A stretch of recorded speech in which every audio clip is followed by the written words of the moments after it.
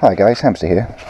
I noticed back last year there was a few posts about what maintenance and things like this you do yourself, and it kind of surprised me to know that how many people don't do things like oil changes themselves, because it really is simple. So what I thought I'd do is a quick one. Maybe it'll inspire a few people. There's loads of videos already out there on this. You can go view a couple of those as well, but maybe putting this online will inspire a few people, should we say, to go and do it themselves and have a crack. Ultimately, if it doesn't work, just take it to a bloody garage anyway. They'll fix it. It's not an issue. But the satisfaction you get of doing this type of stuff yourself is great. I'd highly recommend it. So for an oil change, you can see I've already got a bucket full of oil there, which has come out the dead R6.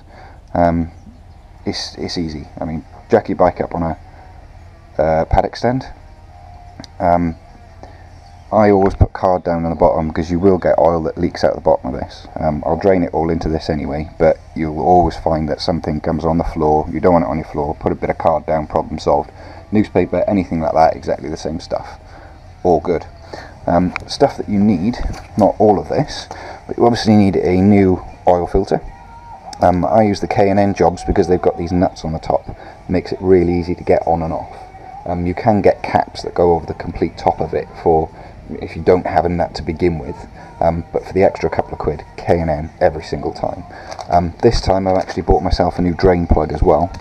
I'm going to compare the length of it, I think, to the one that's in there as OEM, because I'm not convinced that that's long enough. But there we go, bought that one anyway. You obviously need your oil. For the sake of 2 or 3 quid, buy the good stuff. It's only going to help your bike long term. You'll need a torque wrench in order to do up the oil filter to the correct specs, and also the drain plug, and then just some nuts basically. I forget the size of my this actually on the top of here, and my drain plug I can't remember. In fact, it'll be on here anyway. But I just need one of these and basically that. Obviously I've got my set. I've got a funnel as well for draining the oil in and out, and some Allen keys to take the fairings off. So that's going to be the first task, I think. So I'm going to drop off the fairings that are needed and show you where the oil filter is on this bike, which is the R1. On the R6 it's in a different place, but your bike will be unique, so you're going to need to look at that. But they'll all look more or less the same, which is that black blob there. So either way, I'll get the fairings off and then we'll go from there. I'm using my phone at the same time, yeah, but that black blob there is the oil filter on mine, which is at the front.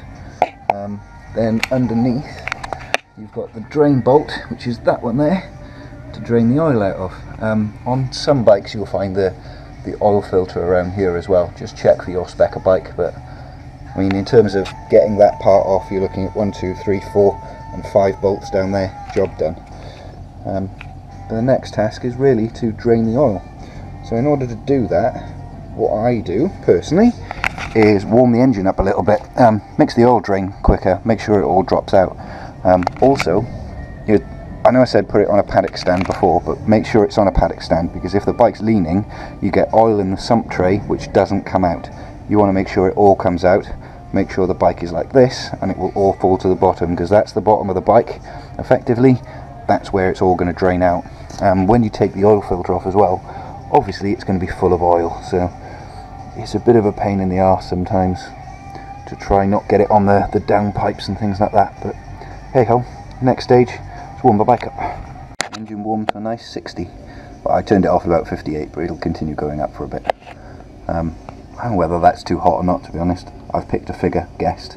I've also found out that that bolt is a 17mm, so it just goes on there to get it off. Ow, although those bloody things are hot now, so be careful.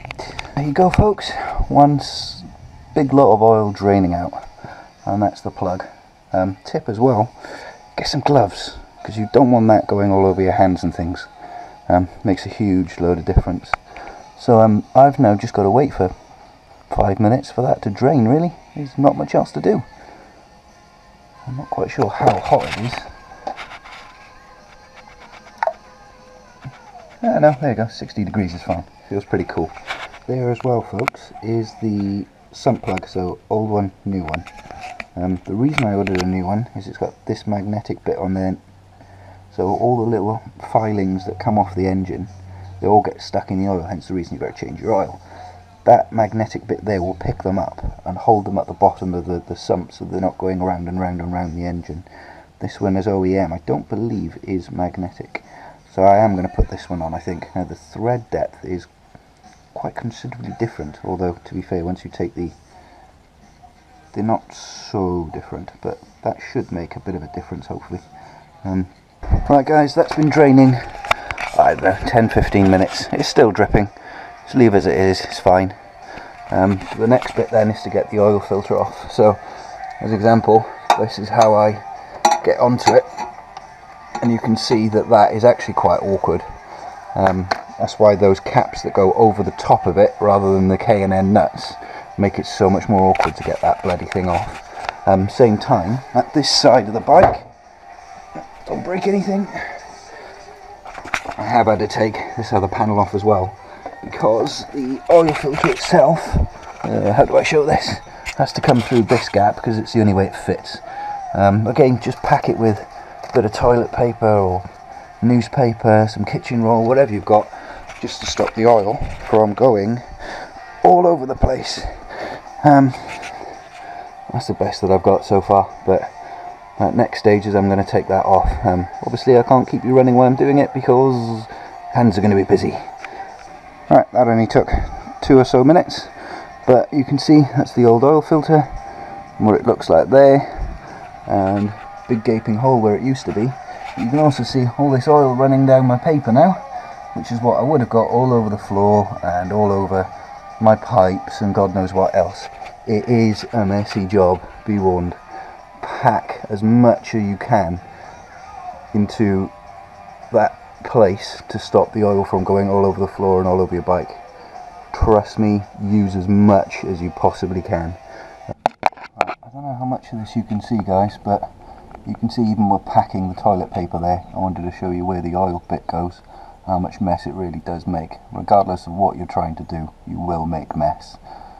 Just clean it up as best as possible, and to be honest, the heat from the downward headers will boil all the oil off anyway within 2-3 minutes. But I wouldn't recommend starting in any garage if that's the case. But I'm going to get a new filter on there really quickly, so I'm not dripping any more oil over the place. What I would say is when you're fitting a new filter, obviously take the, can I balance that there? Probably not, but take this plastic off obviously, and just dab a bit of the old oil around the rim. They say fresh oil, but to be honest it's only a sealant, so put some of the old oil around the rim, make sure it's nice and wet before you go and tighten it on. So I'm going to do that now. There you go, nice and easy. All I've done, fed it through the side there and just twisted it on hand tight. Next thing you'll need to do is do it up properly with one of those, but you want to torque it to the right settings. Don't over tighten it whatever you do.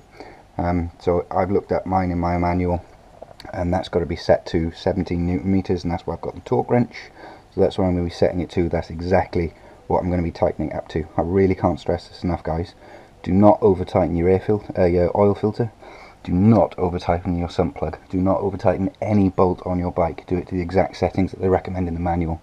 Just trust the manual, don't go, oh I'll tweak it a little bit more, a little bit less, blah blah blah. Trust me, you'll run into problems later on. Then I'm just going to fill in the sump plug. I'll tighten that to 34 Newton meters because that's what my torque wrench or torque settings say in the service manual, and then it's just a matter of filling it with oil, and that's it, job done, putting it back together. Other than that, take the time to give it a polish at the bottom like this, bits here and that the other. It's the bits that you generally don't clean because you barely ever have your fairings off, so make advantage of it, do it, clean it, look after your pride and joy. And that's kind of part of owning these things, is the fun of actually doing it yourself and getting some satisfaction and pleasure out of the fact that you've done it yourself. Right, there you go folks, tightened up to the right torque, and new drain bolt in. Something has just occurred to me folks, nothing major, but how much oil you put in it, again, check your service manual. You'll find two different numbers, one based on if you're changing the oil filter, the other one if you're not. This bike holds 3.93 litres when you change the oil filter as well, but because I've drained that, I need to fill it up, which I can see my window here. I'll fill it to halfway. I'll then start it, run it a little bit to fill the oil filter, and then it'll probably need topping up again. Just again, a little tip.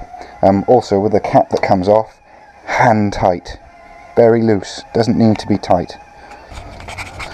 So there we go, guys. There is virtually there's a little bit left in there. Might need to fill that up. You can feel I've filled it right-ish to the top of my window. That'll probably drop down a little bit when I run it for 2 minutes. But what I do want to point out as well, look how black that oil is, and then look at the colour of the oil I've just put in. Clear. And that's why you need to change your oil, and do it as frequently as you can. I put 3,500 miles on this since the last oil change. I do it once a year, I suspect. But I recommend you do exactly the same. Your bike will last longer. Again, hand tight. I'm not doing it any more than that. Start him up.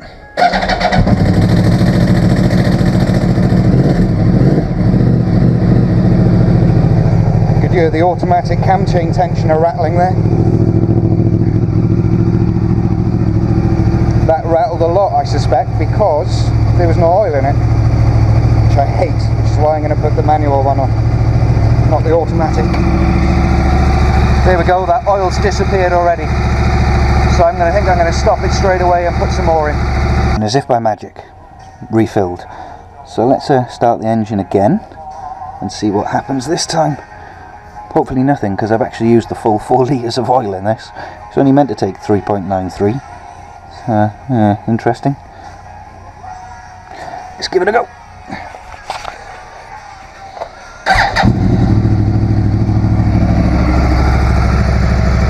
Gone again.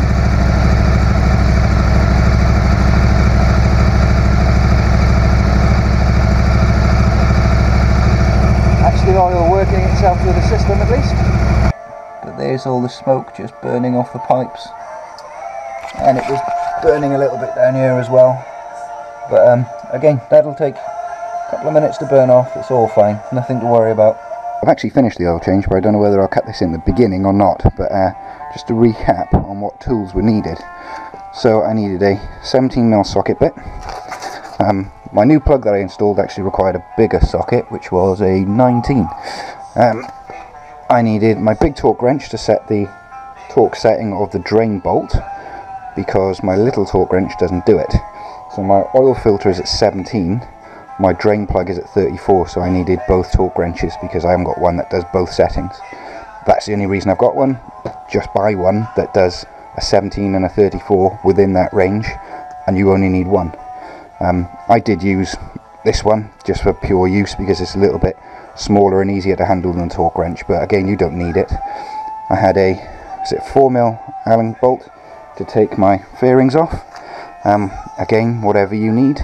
I used a rubber mallet just to knock this when I was taking the drain bolt out to loosen it. That was it. Again, personal preference, you don't have to do that, just force it by hand if you want.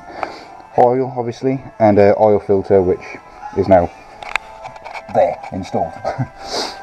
Other than that, you don't need a lot of tools. I did put an extra 150ml of spare oil that I had in there just to bring it back up to its limit, which, as you can see,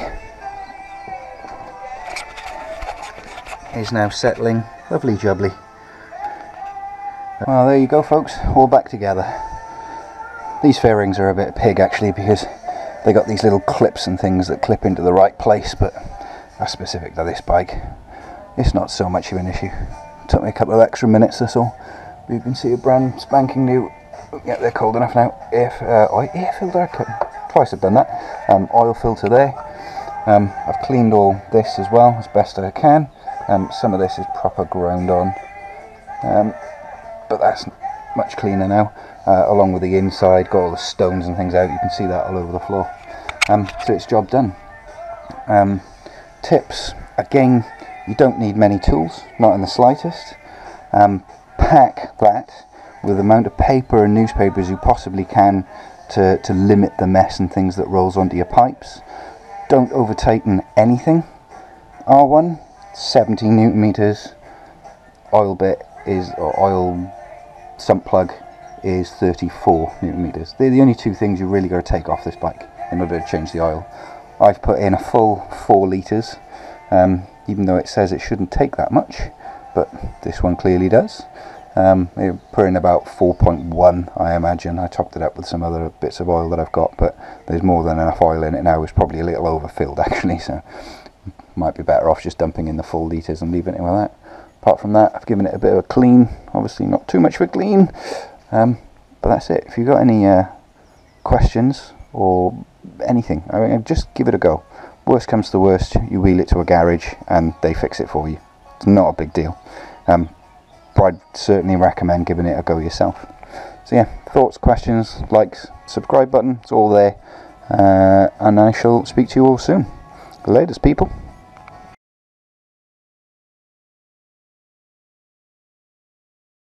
And there she runs. Lovely jubbly.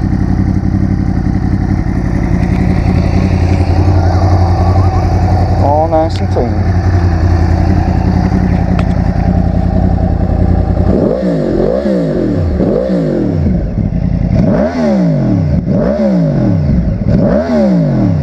Sounding as smooth as silk. You can see the oil dripping down as well. Still fresh and clean, as Del Boy would say.